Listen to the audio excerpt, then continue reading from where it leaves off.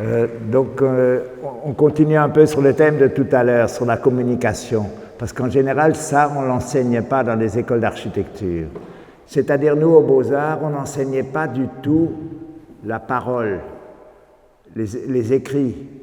Les étudiants des Beaux-Arts dans les années 60 ne lisaient pas. C'était des dessinateurs. Ils n'avaient aucune culture littéraire, sauf à des rares exceptions près.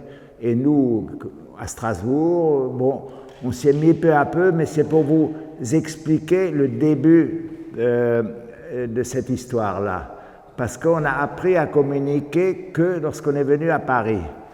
Et grâce à des gens comme Hubert Tonka, des gens qui citaient tout à l'heure, qui étaient des universitaires, qui parlaient beaucoup mieux. Nous, on était des timides, des architectes qui dessinions beaucoup, parce que c'était la génération papier de l'époque. Il n'y avait pas d'informatique.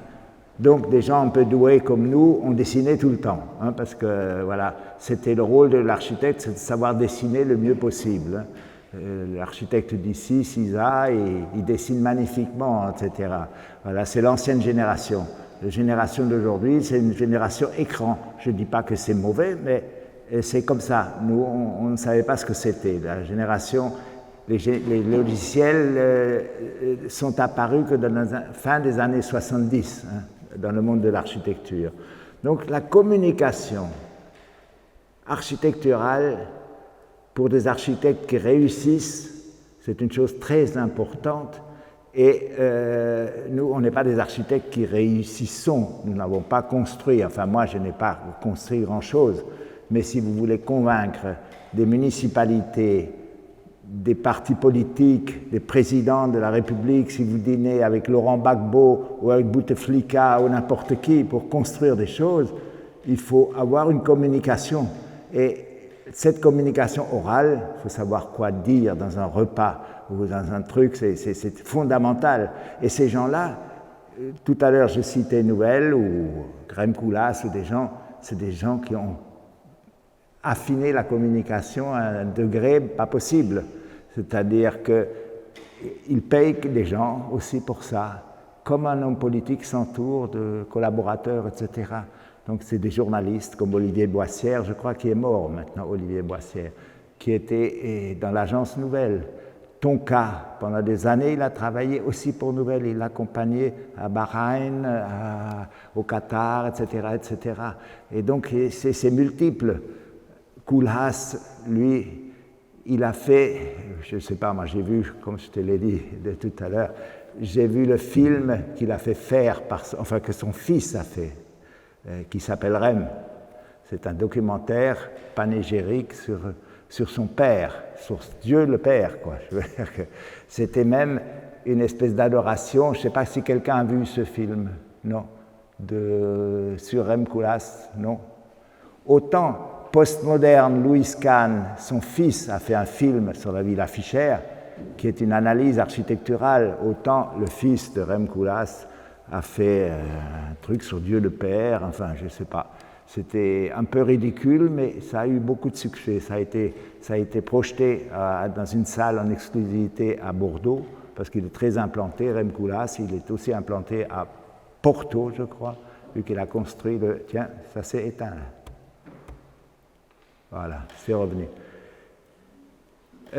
Donc là, il s'agit aujourd'hui de communication écrite, de communication beaucoup plus douce, beaucoup plus secrète, c'est-à-dire la narration à laquelle s'intéresse Carlos, c'est la narration dessinée, la narration sur papier, la narration qui communique par le livre, par le journal, par le dessin, etc.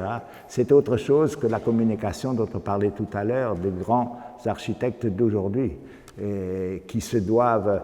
Et donc nous, à l'époque, à notre venue à Paris, en 64, je crois, le seul endroit où était enseigné un peu quelque chose qui ressemble à ce qui est enseigné aujourd'hui, où on faisait des mémoires, hein, c'est-à-dire on devait rendre du papier avec un écrit et des dessins, c'était l'atelier d'urbanisme qui s'appelait Tony Garnier. Et les enseignants étaient Guton, c'était un prof d'histoire de la théorie de l'architecture à l'école des beaux-arts. À l'époque, il y avait encore une théorie de l'architecture, c'est-à-dire qui disait ce qui est bien et ce qui est mal en architecture. Aujourd'hui, vous n'avez plus du tout ces critères. C'est tout à fait personnel, subjectif, c'est de l'art. On ne dit pas, voilà comment il faut construire, voilà comment il ne faut pas construire. Ceci est statistiquement valable, ceci est statiquement valable et ceci est statiquement pas valable, économiquement, etc. Aujourd'hui, on peut dessiner n'importe quoi. À Paris, la fondation Louis Vuitton de Auguéry, etc. On dessine les choses et on les réalise à n'importe quel prix. Donc il n'y a plus cette notion de ce qui est bien et de ce qui est mal en architecture. Donc quand on est venu à Paris, on se devait de suivre cet atelier Tony Garnier. On nous l'a conseillé, et donc une première année, et la deuxième année,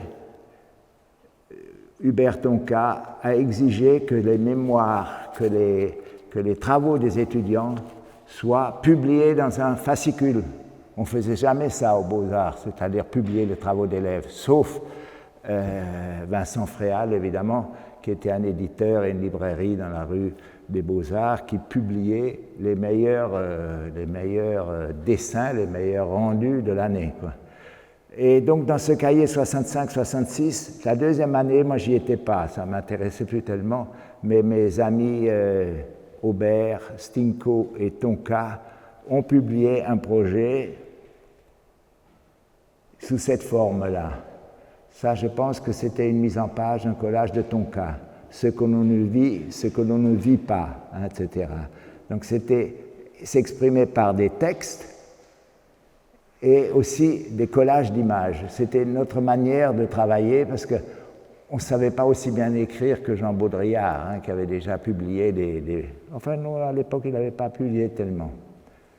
Et donc ça, c'est par exemple un collage dans le même article de Jean Aubert. Donc ça se veut beaucoup plus démonstratif. Il y a des flèches, voilà, ici, etc., etc. Et donc c'était la première manifestation. Ça, c'est un collage de Tonka sur la gare Saint-Lazare. Et quand on connaît la gare Saint-Lazare et l'encombrement en voiture, en autobus, etc., de cette gare aux heures de pointe, c'est à peu près ça, quoi. C'est-à-dire une photo n'aurait pas donné la sensation de ce nœud de circulation qu'est la gare Saint-Lazare. Donc ça, c'est un article, vous le trouverez dans, je ne me rappelle plus l'intitulé de l'article, mais vous le trouverez dans le fascicule. Donc, il faudrait distinguer aussi un peu des choses avant, c'est-à-dire sur l'image en architecture, parce qu'il y a différents types d'images. Et les images les plus évidentes et les plus nombreuses, ce sont les images, c'est-à-dire les plans des architectes quand ils construisent. Ça, c'est 98%, 99% des dessins d'architectes, c'est ça, les plans, l'avant-projet, le permis de construire, etc., etc.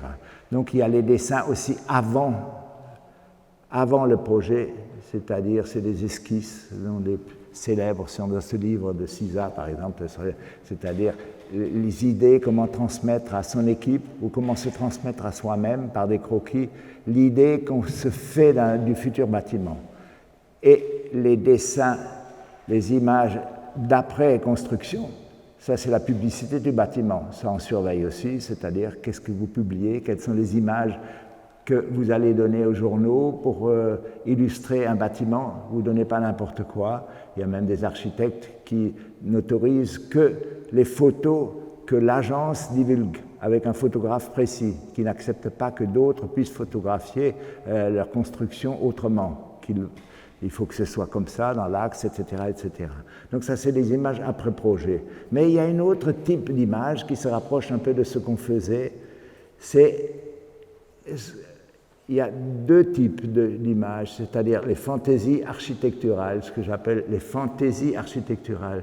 C'est-à-dire c'est des images qui circulent à travers l'histoire de l'architecture, comme les collages à l'époque de Super Studio, les collages d'Anne Farm aussi, dans certaines, même certains projets des Anglais, de Archigram.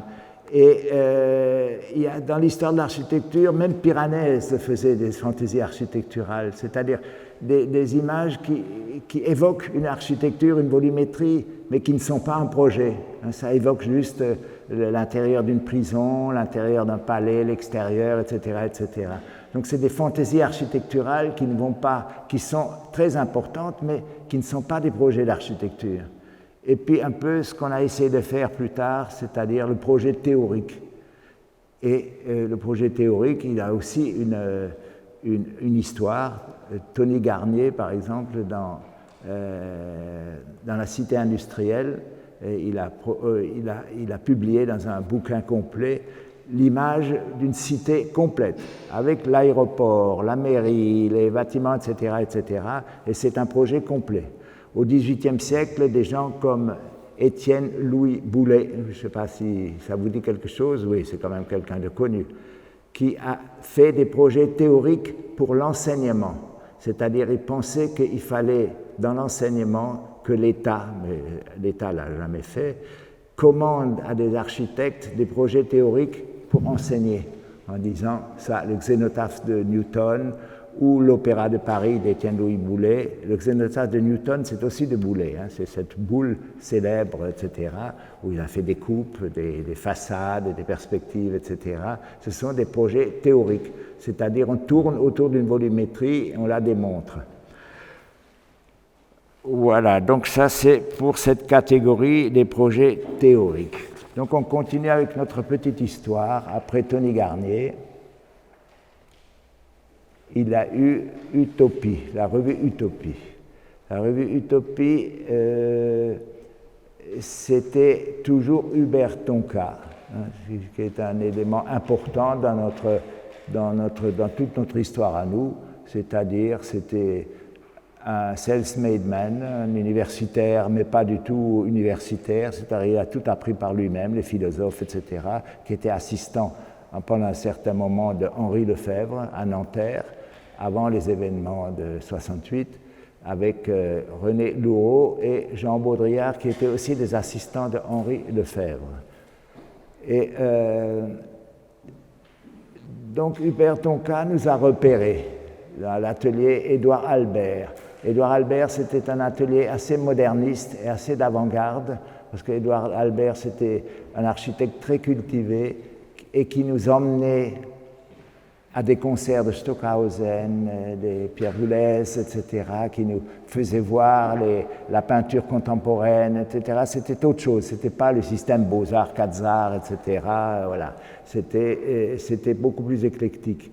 Et donc, Tonka venait de temps en temps dans cet atelier, et puis au fond, il a repéré 2 dessinateurs provinciaux de Strasbourg, c'était Aubert et moi, et l'Italien Antoine Stinco, et tous les 3, on était des dessinateurs émérites. Hein. Et donc, pour Utopie, on a participé aux 2 premiers numéros, et toujours de la même façon, par des collages, parce qu'on ne savait pas s'exprimer aussi bien par un texte complet. Il fallait des images avec des sous-titres, etc. Et ça, c'est par exemple la maquette d'une page d'Utopie, c'est-à-dire à l'époque, on ne s'exprimait pas avec des maquettes informatiques, c'était des maquettes collées. C'est-à-dire ici, vous voyez, les lignes de texte étaient données par l'imprimeur, ça c'est des collages découpés de photos, etc. Et ça c'est aussi un texte de l'imprimeur. Bon, tout ça était collé et ensuite fait en négatif. Je ne sais pas si vous comprenez ce que je dis. Négatif, c'était à l'époque de l'inactinique, c'est-à-dire les montages avant d'imprimer une plaque offset étaient faits en négatif, parce qu'en négatif, on pouvait avec du rouge enlever toutes les imperfections avec des scotch. Bon, c'était une technique c'était l'époque là, c'était de la typographie pour les textes et de l'offset et de l'insolation inactinique, ça s'appelle comme ça. Et Tonka avait déjà le virus de l'imprimerie dans le sang, c'est-à-dire que C'est pas lui qui a imprimé cette revue, c'est pas lui qui a été l'éditeur non plus, mais au bout du deuxième numéro, il est devenu l'éditeur de la revue Utopie, il a fondé une imprimerie, etc., etc. Donc, et je le vois toujours, il imprime, voilà, il a imprimé ça, etc. Donc voilà, ça c'est donc les collages de l'article Les villes de papier, c'est un article que j'ai fait dans le numéro 1. Ça c'est un article, une fois que le numéro 1 et Utopie étaient connus et que les événements de 68 à Paris ont eu lieu, l'architecture d'aujourd'hui s'est intéressée à beaucoup de gens, mais aussi au groupe Utopie, et a permis C'était Marc Emery, le directeur de l'architecture d'aujourd'hui. Il a dit que c'était une erreur fondamentale d'avoir accepté que vous publiiez dans ma revue 12 pages complètes avec des textes et des photomontages comme celui-là. Donc c'est photomontage, la colère populaire entourée de l'ordre, le pape, l'Assemblée nationale, etc., la recherche scientifique, tout va bien, sauf que les gens se battent dans la rue pour un salaire. Donc voilà un collage qui a été fait pour l'architecture d'aujourd'hui. Voilà un autre sur la promotion immobilière, etc. Et ensuite, quand l'article a été publié, il s'intitule... Comment il s'intitule? Il s'intitulait « L'architecture comme problème théorique dans la lutte de classe ». C'est post-68, c'est normal, c'était marxiste, pur et dur, etc. Donc on avait ce problème à la fois de jeunes architectes doués et des écrits théoriques avec le groupe Utopie. Ensuite, Tonka, qui était quand même un éditeur né, il a pris ces textes, il a pris ces collages, il en a fait un livre relié, et le livre se donnera ça. Donc ça c'est un autre collage encore de l'article de l'architecture d'aujourd'hui. Ça c'est des collages du deuxième article où on mettait on détournait, ça c'est une photo par exemple. Voilà. Bon. C'est une photo du tournage de Fritz Lang et avec un texte détourné ici, etc. Donc voilà. C'était ça notre manière de travailler. Ah, c'est pas tout à fait ça, mais bon.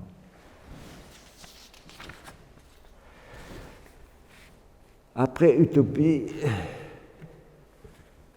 l'architecture, donc avant Utopie, évidemment, on avait fait un diplôme d'architecte, etc., mais ça n'entre pas dans cette communication de la narration dessinée, c'est autre chose. Un diplôme d'architecte, c'était un diplôme, à l'époque, ça se rendait, chacun devait remplir 16 mètres carrés, c'était jugé debout par un jury, etc. C'est plus comme maintenant, on choisit le format, etc.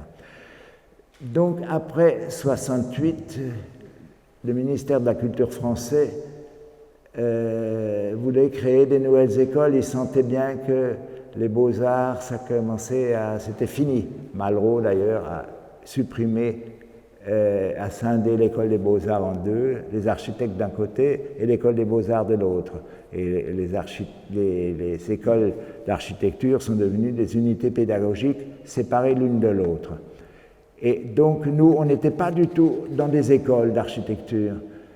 Et la culture s'est dit, tiens, ces jeunes gens peuvent peut-être amener des choses dans une école d'art. Et comme ils voulaient créer une école d'art, ils avaient déjà créé, c'est pour les historiens un peu, l'Institut de l'environnement, qui était rue Erasme, qui était la continuation de l'école d'Ulm, Bauhaus, etc., à Paris, et qui a commencé en 67, je crois.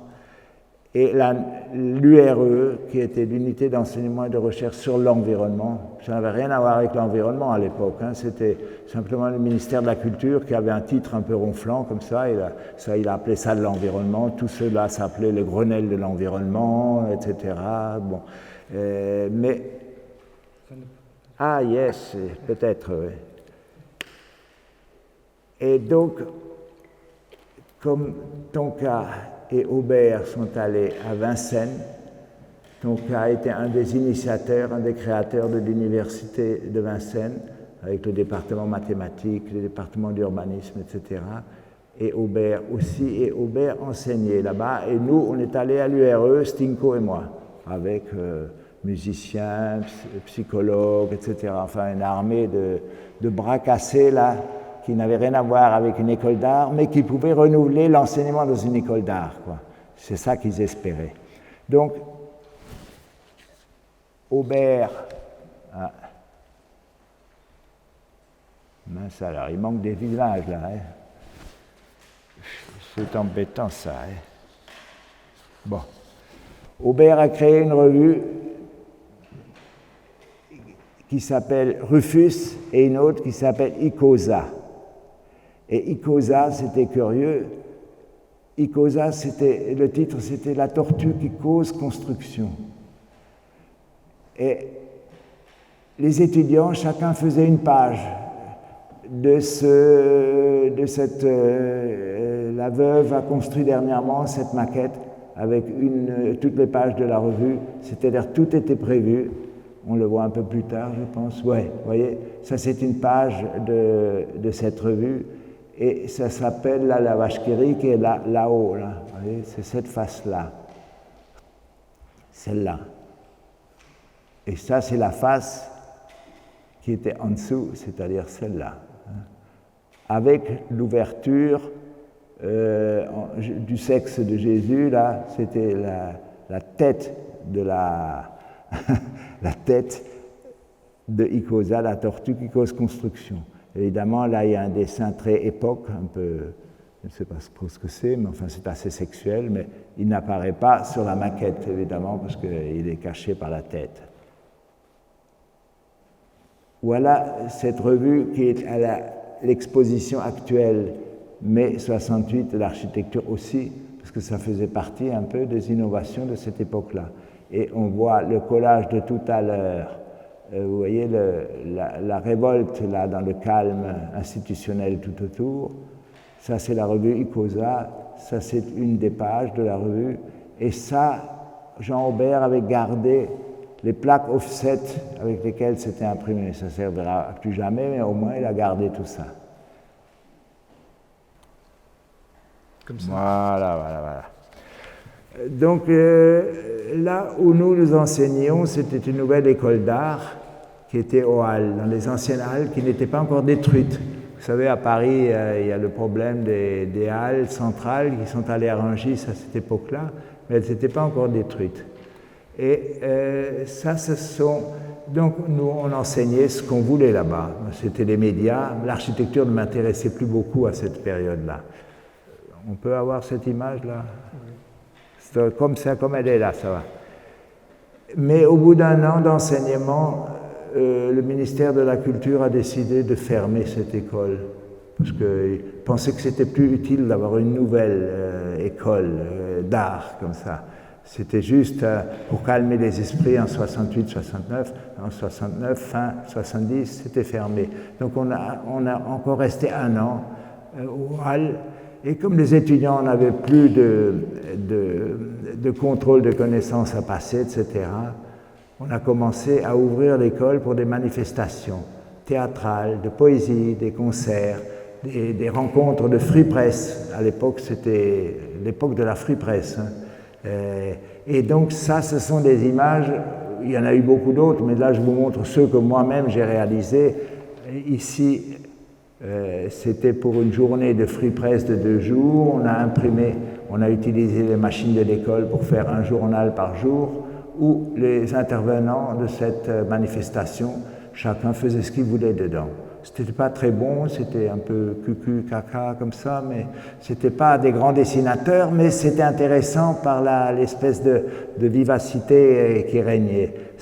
Ensuite, on a fait aussi des journées, ça c'est aussi la journée Free Press, ça c'est des affiches de concerts, et là on avait organisé avec les étudiants, parce que ça intéressait beaucoup les étudiants, d'organiser 8 jours de free à l'école spéciale d'architecture, où tous les soirs on avait des projections et des concerts, des night shows, etc. C'était l'époque qui faisait ça. Bon, c'était des salles de projection très enfumées parce que les gens fumaient un peu n'importe quoi, mais bon, c'était quand même dans une école d'architecture, donc on pouvait se permettre des choses qu'on n'aurait pas pu se permettre dans une salle autre. Et donc ça, c'est des programmes de ces 8 jours de free. Alors si je prends la suivante, voilà. Et donc l'école ayant fermé, on s'est présenté aux arts décoratifs de Paris, mais qui ne nous ont pas acceptés, parce qu'ils ne voulaient pas, c'était aux mains du Parti communiste, des enseignants communistes, qui ne voulaient pas qu'on foute le bordel là-bas. Hein. Et donc on est venu aux Beaux-Arts, et cette UP6, c'est-à-dire la 6e unité pédagogique, qui ne voulait pas du tout de ce nom-là, mais était restée aux Beaux-Arts, et on nous a acceptés là-bas. Alors on m'a dit, tu fais ce que tu veux. Alors j'ai créé une imprimerie, hein, un atelier de photogravure et de composition pour que les étudiants puissent s'exprimer, comme ça doit se faire dans les écoles d'art, je pense maintenant, les gens peuvent concevoir des choses. On a fait une revue dont il y a 2 numéros. La revue, c'était... Voilà, la revue ZZZ, donc ça c'était le premier numéro, et ça c'était le second numéro. Et ça c'était le programme distribué dans l'école. Et en 1975, toutes les écoles avaient été logées quelque part, les écoles d'architecture, ailleurs qu'aux Beaux-Arts, parce que les Beaux-Arts, c'est un lieu central en face du Louvre. On ne va pas laisser des étudiants garder un endroit aussi bien. Maintenant, il y a l'école des Beaux-Arts est louée pour des collections de mode, pour des premières, pour des présentations, c'est loué cher, etc. Il n'y a plus des étudiants, quoi. Enfin, il y a quelques ateliers qui sont restés parce qu'ils étaient aux mains d'artistes un peu connus. Donc l'État n'ose pas trop... secouer les artistes un peu connus. Et donc, il y a eu une fête qui s'appelait la fête RAID, donc ça, c'est une des affiches, qui s'opposait au déménagement du P6, c'est-à-dire nous, voulons rester à l'école des Beaux-Arts. On nous a forcés à aller ailleurs, et donc ça, c'était la fin de l'école des Beaux-Arts. Pour l'école d'architecture. Donc, pour nous et pour moi en particulier, s'est posé le problème, après la période d'enseignement et après notre diplôme sur des structures gonflables et l'invention des meubles gonflables et de l'exposition structure gonflable en 68, en mars 68 au Musée d'Art moderne de la ville de Paris, Aéroland, c'était notre société, avait créé, ne voulait pas du tout devenir des architectes payés aux honoraires, comme ça, des architectes libéraux. Comme l'architecture, c'est comme un médecin, c'est-à-dire c'est une profession libérale. Et nous, on n'acceptait pas du tout ça, c'était pas conforme avec toutes nos critiques, etc. Alors on a fondé une société commerciale qui concevait, qui faisait fabriquer, qui vendait, qui installait des structures en toile tendue. Ça a duré un temps parce qu'on n'était pas très doués dans le commerce, la communication pour avoir des capitaux et des choses comme ça. On ne nous avait pas appris, ça ne faisait pas partie de notre éducation. Donc on a arrêté. Et en 74-75, je me posais le problème comment continuer à faire de l'architecture. Et à ce moment-là est venue lentement cette gestion du projet théorique, c'est-à-dire au fond. On a des choses à dire, on peut les dire, même si on ne les construit pas, et donc il faut les dire à travers des projets publiés. On pouvait faire des affiches, mais les affiches c'est plus difficile à transmettre, à mettre dans une librairie, tandis que des dessins c'était peut-être possible. Et là à droite par exemple il y a les premiers plans de... Donc, par exemple, sur Paris, moi, j'ai fait des tas de petits projets, comme ça, des choses. On peut aménager le Grand Palais, la place des Invalides, on peut, etc., etc. Les beaux lieux, parce que j'investissais beaucoup plus les beaux lieux que les dents creuses, des choses comme ça. Et donc, est venue peu à peu l'idée de ces projets et l'idée d'une édition. Et l'édition, c'était Livre de Pierre. Et donc se pose le problème de la narration, c'est le thème de Carlos, de la narration, comment on raconte un projet en pages successives. Hein. C'est-à-dire, un projet construit, il se raconte beaucoup plus facilement. On publie des plans, des photos, et puis voilà. Tandis qu'un projet non construit, il faut construire la narration.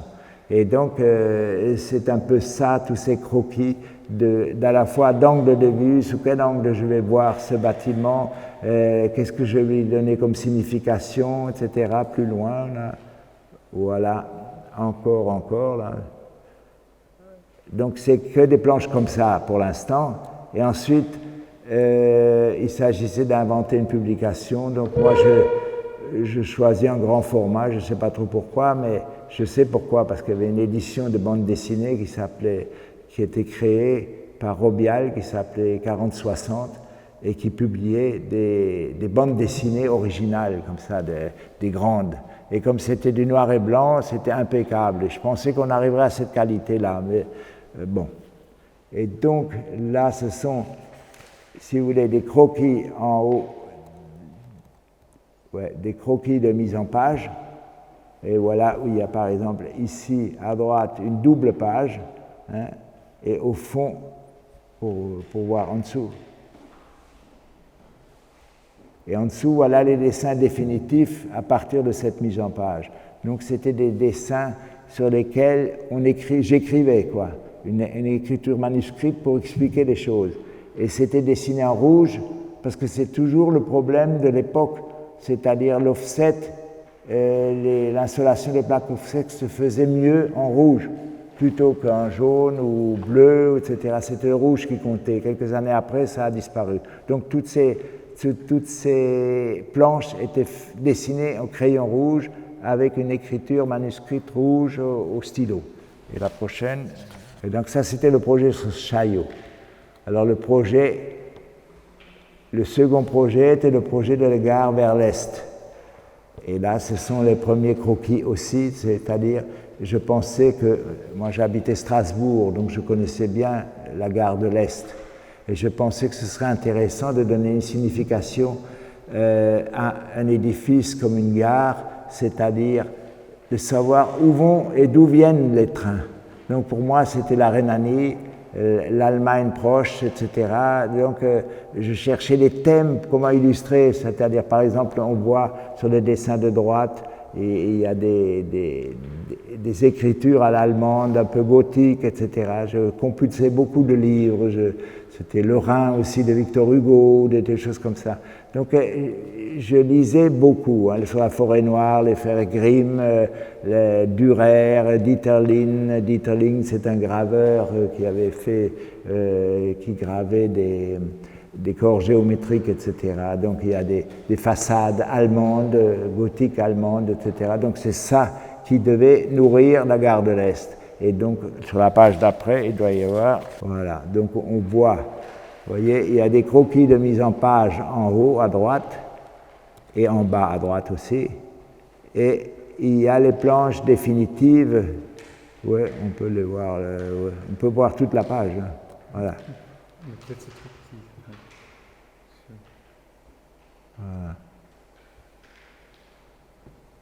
Donc vous voyez, le croquis ici, par exemple, montre très bien déjà l'ambiance que je vais donner au dessin qui est au-dessus, le dessin définitif. Donc il y a, je ne sais pas, pour chaque projet, il y a 30 à 40 dessins comme ça, titrés, etc. Et donc j'ai demandé à d'autres personnes, des artistes, des sculpteurs, des architectes, des peintres, de créer des projets sur la ville de Paris, et ils ont joué le jeu, hein. Donc ça a devenu les 4 tomes de livres de Pierre. Mon troisième projet, c'était la place de la Concorde. Alors c'est la page 13. Donc la place de la Concorde, je pensais que là, pour ceux qui connaissent un peu l'histoire de Paris, c'était la place Louis XV. Et la place de la Concorde a eu beaucoup d'événements. C'est la place de la Concorde qu'a été édifié l'échafaud, par exemple. l'échafaud de la Révolution française, qui a exécuté des opposants à l'un ou à l'autre, etc. C'est là qu'a été faite la première place de Louis XV. Il y a eu une statue de Louis XVI, il y a eu une statue de Louis XVIII, etc., etc. Et même derrière la place de la Concorde, il y a un projet qui a aussi été publié sur le zénotaphe du roi disparu, c'est-à-dire à la mort de Louis XVI, exécuté sur la place de la Concorde. Il y a eu la chapelle expiatoire. Et donc il y a eu un projet d'un artiste aussi là-dessus que je n'ai pas montré là. Donc là, on voit aussi l'inspiration de la place de la Concorde qui devait à la fois, comme c'est une place quadrangulaire, c'est-à-dire rectangulaire, il y avait une partie dédiée au pouvoir, une autre partie dédiée à la science, une troisième partie enfin bon. Et l'hôtel Crillon et l'hôtel de la Marine, qui étaient en face sur la place, devaient être devenir l'hôtel des députations françaises et les députations étrangères, qui devaient marcher à pied pour aller à l'Assemblée nationale. C'est-à-dire pour que la population puisse voir ses députés, discuter avec eux, etc. Ce n'était pas les voitures blindées, les gardes du corps, etc. Ça se voulait une espèce d'utopie où la députation française et étrangère pouvait fréquenter la population sans craindre un attentat ou quoi que ce soit. C'est une utopie comme une autre. On continue les croquis là un peu. Oui, c'est des croquis sur le pouvoir, déjà des croquis un peu sur le coin de la place. Oui, on peut monter encore là. Et tiens, là, il manque une image. Et puis des machineries, enfin bon. Un architecte qui dessine beaucoup pour trouver des idées. Donc la page d'après, il doit y avoir. Là aussi, c'est des croquis de mise en page, au format toujours. Et le dessin définitif à gauche. Où il a perdu tout son entourage qui était dans les nuages à droite là-bas. Et en dessous, alors là, il y a donc un dessin définitif. À droite, il y a un dessin qui devait évoquer la fête anniversaire de la fondation de la place par ce projet, la fête anniversaire avec le feu d'artifice sur le pont de la Concorde. Ce feu d'artifice est un lieu stratégique parce qu'il est à la fois vu sur la partie ouest de la Seine, depuis Chaillot, on voit ce feu d'artifice, et aussi la partie sud-est de la Seine, c'est-à-dire depuis l'île de la Cité. Donc la planche de la fête anniversaire, elle est en dessous là. Voilà. Il y a encore quelques relents de gonflables de l'époque 68. Et après, il y a eu d'autres mises en page de la narration, et pas en particulier cette affiche qui est. Parce que Livre de Pierre, il devait y avoir un 5e volume, mais qui n'a pas été édifié, mais qui a été conçu quand même en partie. Et on avait eu l'idée, avec Tonka, de faire évoluer Livre de Pierre, qui était consacré au projet sur Paris, de faire Vaisseau de Pierre consacré à d'autres villes européennes. Et la première devait être Rome. Et le premier vaisseau de pierre s'appelait Roma Rome, a été fait. Mais pour aller chercher des architectes en Italie, on a participé à ce colloque qui s'appelait la Città Policentrica à Parme en 1984. Donc ça c'est l'affiche à droite avec un texte de Tonka toujours. Tonka est toujours là quelque part. Et au milieu c'est 3 dessins de moi superposés. C'est-à-dire l'un c'est la topographie de Paris avec les collines, Montmartre, la Chapelle, etc. Le pas de la Chapelle, les buttes Chaumont et tout ça. Voilà. Et les différentes enceintes de Paris, c'est-à-dire les enceintes Philippe-Auguste, etc. Enfin, c'est l'histoire de Paris. Alors, la deuxième planche, c'était les projets c'était le plan des artistes qui a été fait. Le plan des artistes, c'est un plan qui a été conçu sous la Révolution française pour les transformations à Paris. Il y avait aussi le plan voisin de Le Corbusier. Il y avait même un dessin qu'a fait Isabelle Auricoste, Paris, capitale des révoltes, avec la localisation de toutes les barricades qui ont été faites sous la Commune de Paris en 1871, pour la Révolution de 1848, pour la Révolution, etc., etc. Elle a collectionné tous les emplacements de barricades de l'histoire des révoltes, parce que la Révolution française a eu lieu, mais pour la Première République a été instituée en 1792, mais ensuite Napoléon a transformé cela, il est devenu empereur, ensuite il a perdu, ensuite Louis XVIII est venu, etc. Il a fallu le siècle entier du XIXe siècle pour imposer la démocratie en France. Et c'est qu'après Napoléon III que la Troisième République a pu se faire. Ou la quatrième, ouais, et la cinquième, c'est De Gaulle qui l'a instituée. On est toujours sous la Cinquième République. Et il y en a qui veulent instituer une sixième république. Donc voilà le deuxième dessin. Et le troisième qui est en dessous. Voilà. Et voilà, le troisième dessin reconstitue tous les projets de livres de Pierre qui ont été publiés dans les 4 tomes. Donc depuis la Villette, enfin voilà, tous les projets. C'est une planche très intéressante et l'ensemble devait être superposé. Le plan relief très légèrement à 50%, tramé. Les projets sur Paris, plan voisin et tout ça à 75%. Et les projets de livres de Pierre, c'était 100%, donc ils étaient expliqués beaucoup plus fort. Là, c'est une perspective que j'avais faite de tous les projets de livres de Pierre. Donc il y a à la fois de Lequeux, enfin voilà. Pour ceux qui connaissent Livre de Pierre, hein, parce que je ne peux pas tous les expliquer là aujourd'hui, mais c'est aussi une narration architecturale dessinée, parce que c'est l'explication des projets de Livre de Pierre. Hein. Quoi de mieux de faire une perspective générale de l'ensemble. Ensuite la page 16. Et donc j'ai encore fait quelques projets théoriques comme ça.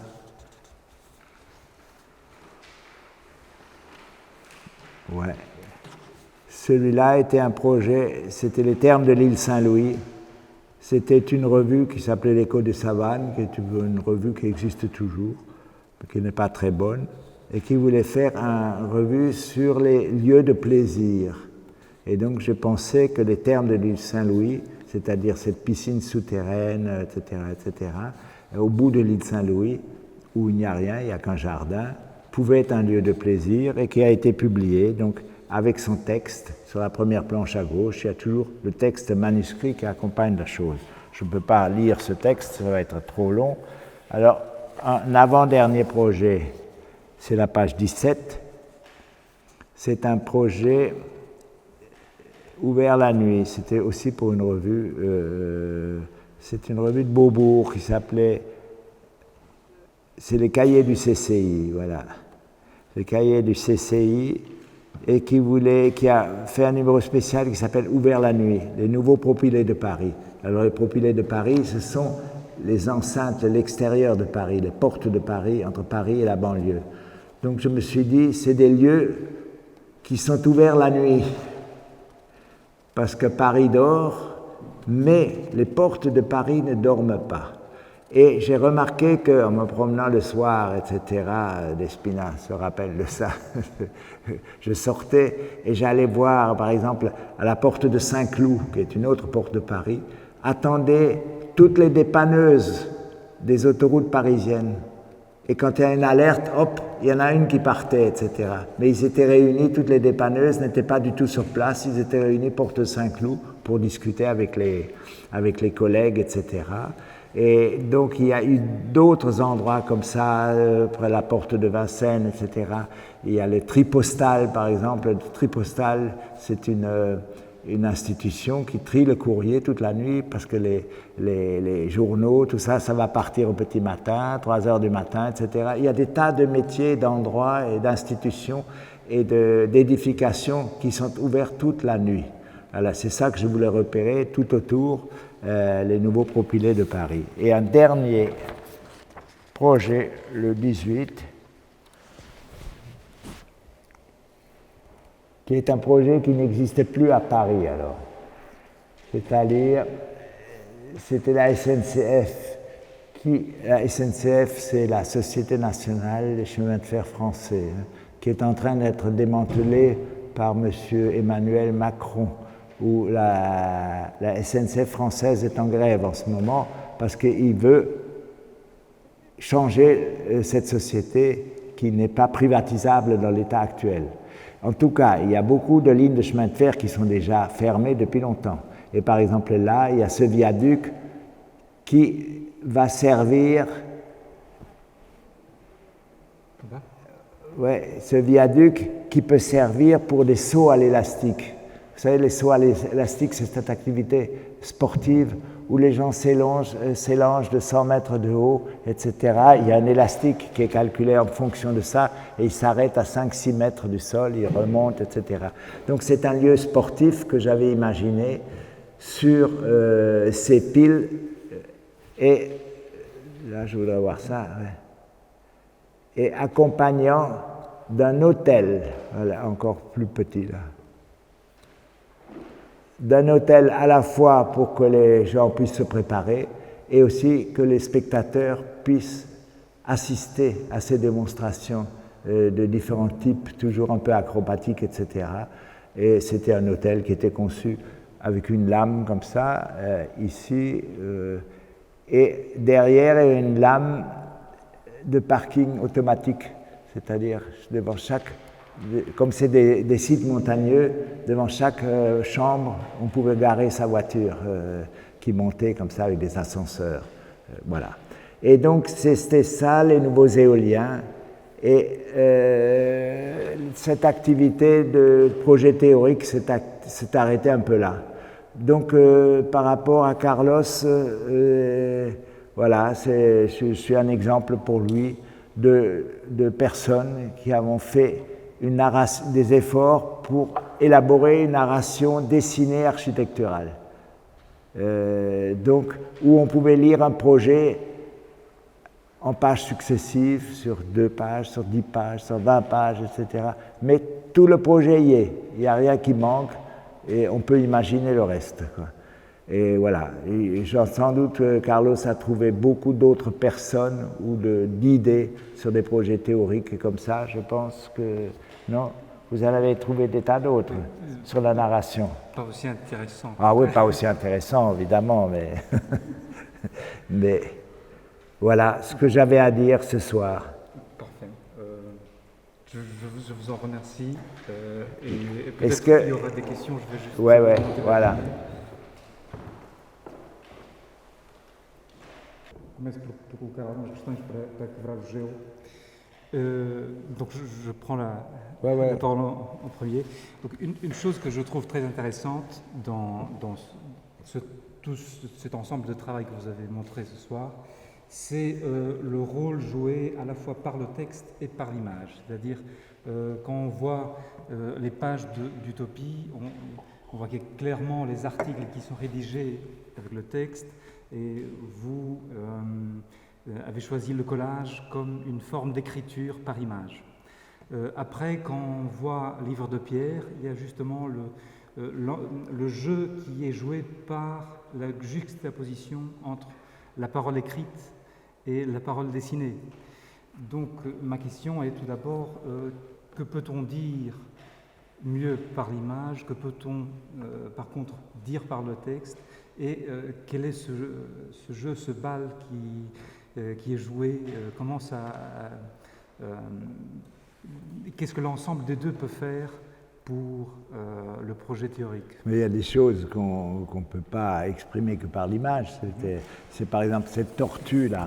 Si on ne dit pas que c'est un projet pédagogique d'un certain Jean Aubert, où c'est toutes les pages qui étaient découpées, personne ne peut comprendre ce que c'est cette tortue. C'est une œuvre d'artiste, artiste contemporain, l'a exposée à votre musée.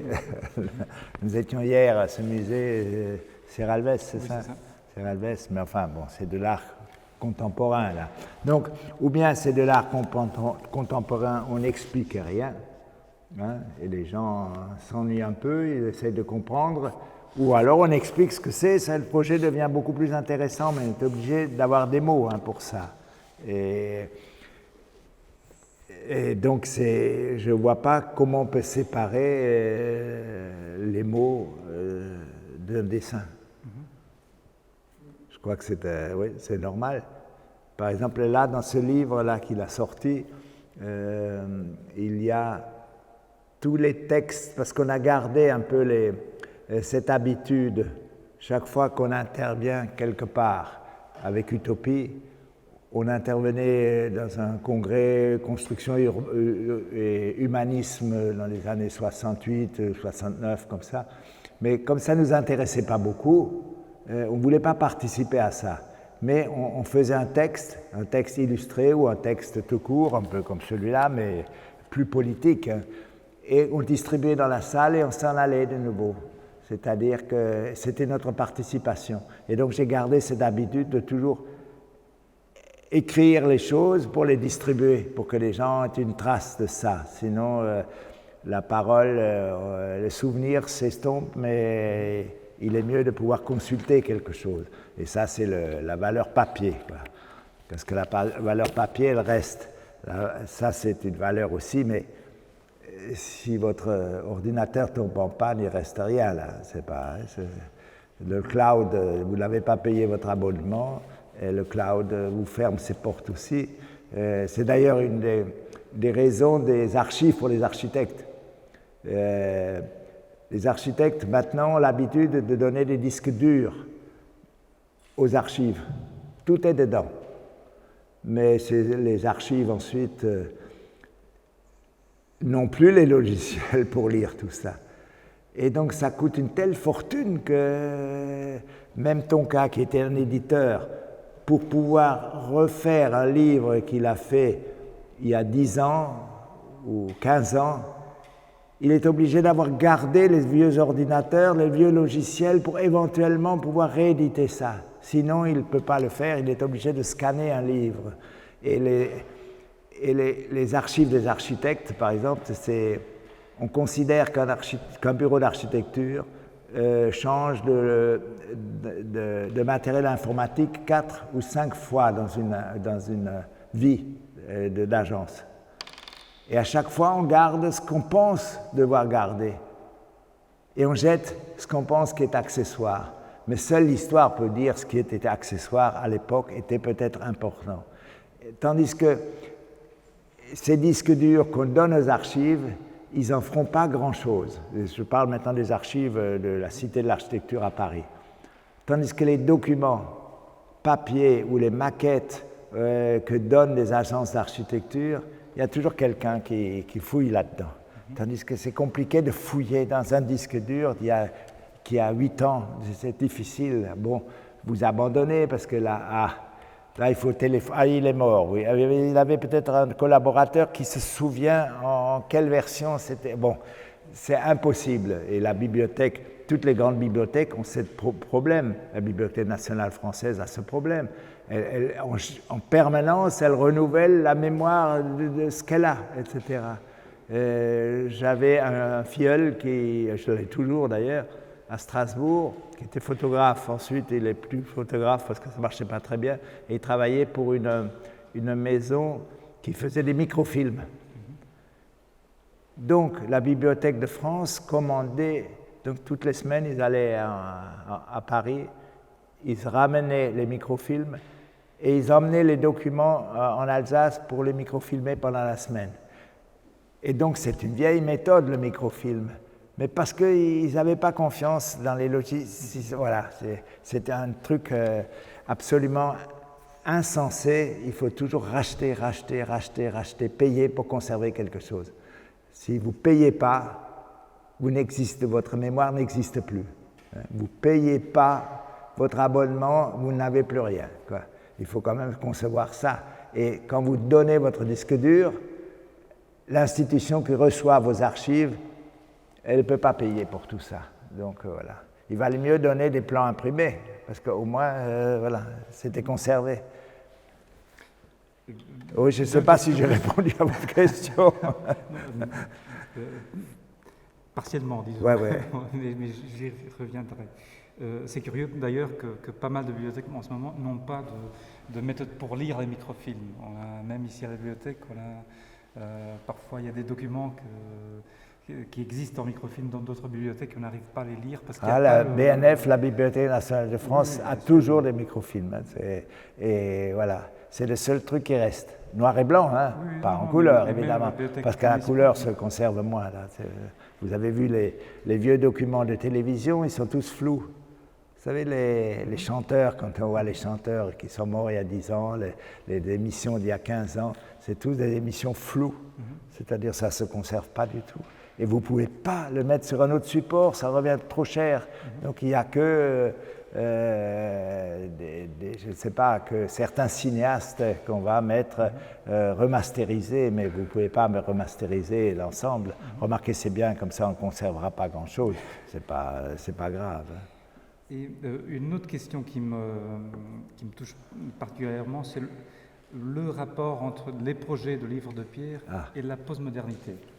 C'est-à-dire, ce ne sont pas des projets postmodernes, mais il y a de tas de questions liées précisément à la narration, à la citation architecturale, qui ont des points communs avec ceux qu'on peut nommer la postmodernité en architecture, ou l'architecture postmoderne. Comment vous sentez... Postmoderne, c'est Maurice Culot, c'est Portoghesi, c'est ça aussi. Ouais. Donc, vraiment, postmoderne, c'est beaucoup de choses. Donc, c'est toute une période de l'histoire de l'architecture après le mouvement moderne, où l'auteur redevient important. Mais donc, c'est-à-dire que le style, parce que là vous parlez d'un style postmoderne, le style c'est difficile parce que la narration dessinée est plus proche de la bande dessinée que du projet d'architecture. Parce que c'est... D'abord, il faut que les angles de vue soient un peu classiques, comme l'œil humain, la perspective, etc. Il ne peut pas y avoir, sinon c'est incompréhensible, il ne peut pas y avoir par exemple, je ne sais pas, la façon dont on dessine, bon, je ne veux pas revenir sur M. Koulas, mais sur les dessins, par exemple, de Eurolil. Hein, il avait fait des dessins comiques comme ça. Bon, c'est une façon d'exprimer un projet d'architecture, mais vous ne pouvez pas raconter un projet avec ça. Ou les perspectives de Zaha Hadid. Zaha Hadid, qui est décédée maintenant, mais elle avait fait des perspectives complètement éclatées. C'est-à-dire que c'était une très belle image, mais vous ne pouvez pas expliquer un projet parce que vous ne pouvez pas le comprendre, vu qu'il y a une axonométrie qui s'en va dans un sens, on ne sait plus le volume. Donc, quand vous faites de la narration architecturale, vous devez être un peu réaliste. Vous ne pouvez pas faire, c'est peut-être ça le côté fausse moderne, je ne sais pas. Vous devez être un peu réaliste, classique dans l'angle de vue, sinon on ne comprend pas les choses. Et peut-être nous, on était peut-être très classique aussi, et postmoderne par notre époque, hein, c'est pas exclu, hein, on n'est pas... Mais j'ai toujours eu plus d'intérêt pour les pochettes de disques, pour l'art de la bande dessinée, et toutes ces choses-là qui sont la culture, c'est une autre culture. La culture de votre musée d'art moderne ne m'intéresse pas beaucoup. Hein, je sais ce que c'est, parce que j'ai travaillé pour un architecte qui gagnait beaucoup d'argent en Afrique, et qui, comme je vous l'ai expliqué, qui était aussi un collectionneur comme tous les gens riches qui investissent pour ne pas perdre leur capital dans les œuvres d'art, et dans les œuvres d'art contemporaines. Hein. et dans les œuvres contemporaines des choses qui peuvent se revendre, c'est-à-dire des gens connus, Jeff Koons, et des gens comme ça, Paul McCarthy, enfin voilà, ou des photographes aussi, des grands photographes, etc. Et donc, peu à peu, j'ai compris comment fonctionnait ce système de l'art contemporain. Et c'est pour ça que quand achat, vente et tout ça, c'est intéressant. Mais dans un musée, ça ne marche plus. Et quand Baudrillard disait, c'est là que j'ai compris que l'art contemporain est un peu nul, il avait raison, je n'avais pas compris à l'époque pourquoi l'art contemporain est un peu nul. Mais il est un peu nul quand même. C'est-à-dire, hier on était dans le musée, là à côté, il n'y a pas grand-chose à voir, si ce n'est les photographies. Les photographies, c'est autre chose. Ce n'est pas un gonflable de Jeff Koons Hulk. C'est rien, je veux dire. C'est pas possible, ça. Et donc, dans la narration, là, telle que je la définis moi pour mes projets, je ne peux pas en parler trop des autres, voilà, c'est un peu classique. Et c'est ça le côté postmoderne. Ça ne peut pas le dépasser. Par exemple, Peter Wilson, qui est un architecte anglais, il a fait un projet qui s'appelle le Pont des Arts, là, qui sont des perspectives un peu éclatées aussi. Mais on comprend encore son projet, mais il est à la limite. Sinon, on ne peut plus comprendre, ça fait une image, on parle de vous, ça fait partie de votre aura, de votre célébrité, etc. Mais ça ne fait pas comprendre un projet. Tandis que si on veut être honnête dans la narration dessinée, il faut faire comprendre un projet. Et on ne peut pas simplement faire des taches de couleur, faire des choses autres, quoi. Donc, on n'est pas très moderne, voilà. Une autre question, c'est une certaine autonomie que l'on constate soit sur vos articles de la revue Utopie. La revue d'Utopie n'a rien à voir avec l'architecture. Hein. Non, je sais bien. C'est bien que c'est une revue, ça s'appelle Sociologie de l'urbain. C'est-à-dire on a essayé de comprendre est-ce que l'urbanisme, on pensait à l'époque, 66, 67, 68, etc., on pensait que l'urbanisme était une science qui pouvait apporter quelque chose au bien-être humain, hein, qui pouvait apporter des choses. Et on s'est très vite aperçu que l'urbanisme ne pouvait, à part la préservation des villes anciennes, hein, l'urbanisme c'est partout, c'est le désastre, c'est les centres commerciaux, c'est les parkings, c'est les trucs, c'est n'importe quoi, il n'y a pas d'urbanisme possible, il n'y a pas de pensée d'urbanisme et il n'y a pas possibilité de pensée d'urbanisme. Donc la critique était fondée, on a abandonné parce que c'est pas, que vous traversez toutes vos banlieues, elle est pareil qu'à Bordeaux, qu'à Lille ou à Paris, hein, toutes les villes du monde. Et quand Rem Koolhaas a fait son truc de mutation, c'est un bouquin, c'est une exposition avec ses travaux d'étudiants américains. Et il a fait travailler tous ces étudiants sur des villes importantes en Chine, en Afrique, etc. Et au fond, ils ont ramené des photos étonnantes, tous ces étudiants. Mais sur des villes d'un chaos indescriptible. Alors, qu'est-ce qu'on peut apporter? On apporte une exposition, mutation, qui était à Arc en Rêve, au Musée d'art contemporain de Bordeaux, etc. C'était une exposition très importante. Mais il ne peut rien dire, Koolhaas, il ne peut rien dire, vu qu'il expose c'est comme si, je ne sais pas, c'est comme pour les émigrés, que voilà, toute la misère du monde, elle est là, les gens se noient, et on dit, voilà, moi j'ai une théorie sur comment peut fonctionner la migration des populations. Non, il ne peut rien dire du tout. Et il ne peut rien dire non plus sur les villes contemporaines. La Chine, c'est épouvantable, les villes qu'ils construisent, même si les architectes contemporains y participent, hein, tous y participent parce qu'il y a quand même de l'argent à se faire là-bas. Et bon. Mais ce que je voudrais vous demander, c'est quand dans la revue Utopie, on lit une critique à la façon de faire des villes nouvelles ou les HLM, donc une critique urbaine, que ce soit plus ou moins précisé sur des cas de tel ou tel projet, ce que je voudrais savoir, c'est est-ce que dans Livre de Pierre, le fait qu'on fait un projet alternatif pour Chaillot ou pour l'Opéra de la Bastille? Est-ce qu'il y a un côté de dénonce, c'est-à-dire de rendre évident qu'il y a quelque chose qui ne marche pas dans la ville? Peut-être. Dans Livre de Pierre, par exemple, mon article sur Ville de papier, on a le premier. Dans Utopie, oui. Dans Utopie, Ville de papier. C'était simplement comme architecte, je voyais que les projets tels qu'ils étaient présentés dans les concours, etc., les projets ne pouvaient pas être lus par les politiques parce que les maquettes étaient des maquettes blanches, donc ça n'avait rien à voir avec une réalité future. Comment voulez-vous que les décideurs, si le matériel des architectes pour communiquer une idée est aussi pauvre, mais c'est peut-être bien, parce que ça reste pauvre, comme ça on peut décider ce qu'on veut. On ne décide pas pour un projet vu que le projet est illisible. Et donc, oui, il est illisible, c'est-à-dire parce que c'est un projet de papier et qui est tellement simplifié que le politique ou l'urbaniste ou l'équipe qui a à choisir un projet, ne sait pas de quoi ils choisissent. Ils choisissent un nom. Par exemple, le projet de l'Opéra Bastille à Paris, de Haute, du Canadien. Au fond, comme ils ont jugé sur une axonométrie, oui, parce que c'est très technique toujours, une axonométrie vue d'en haut.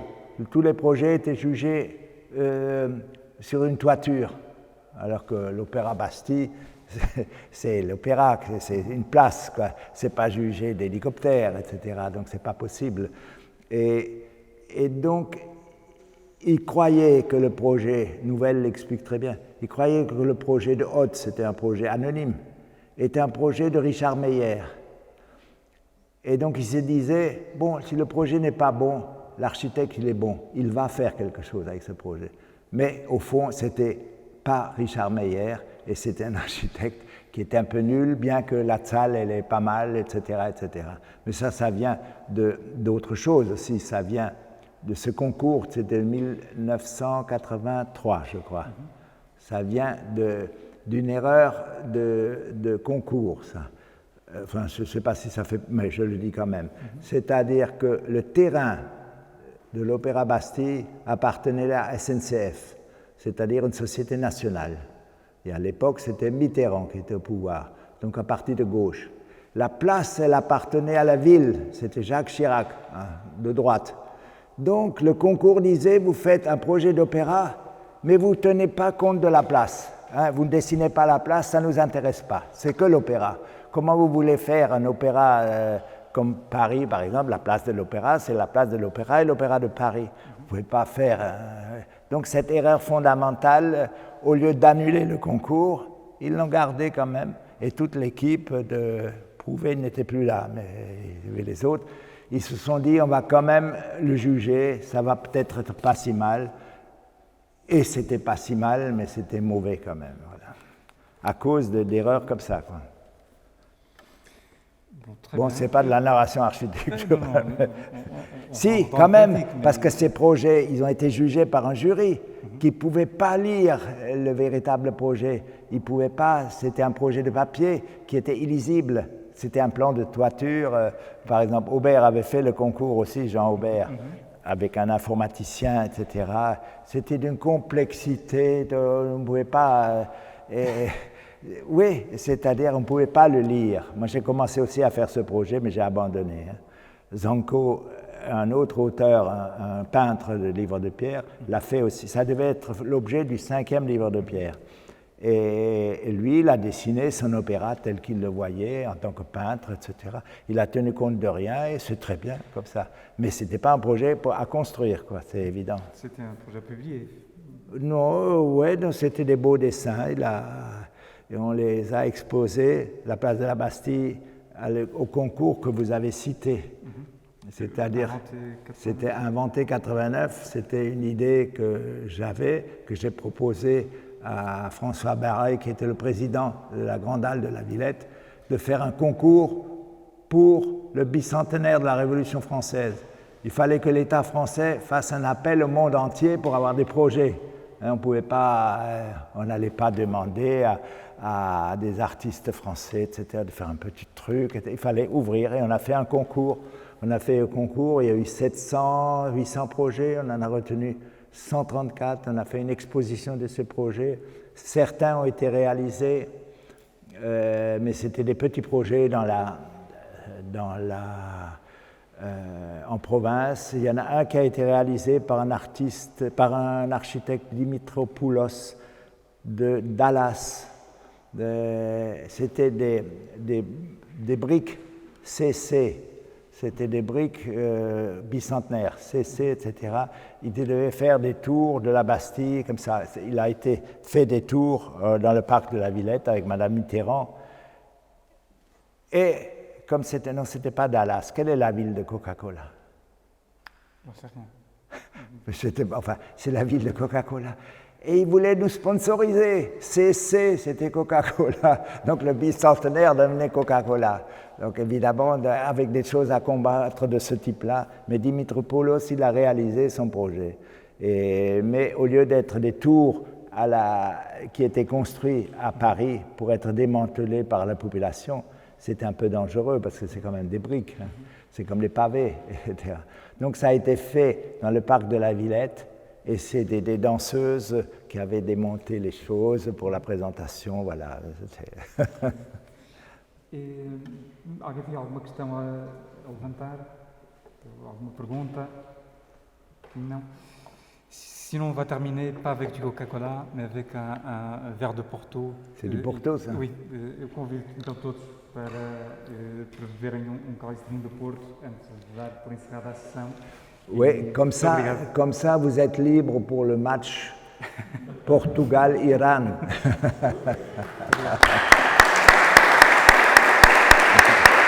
D'accord.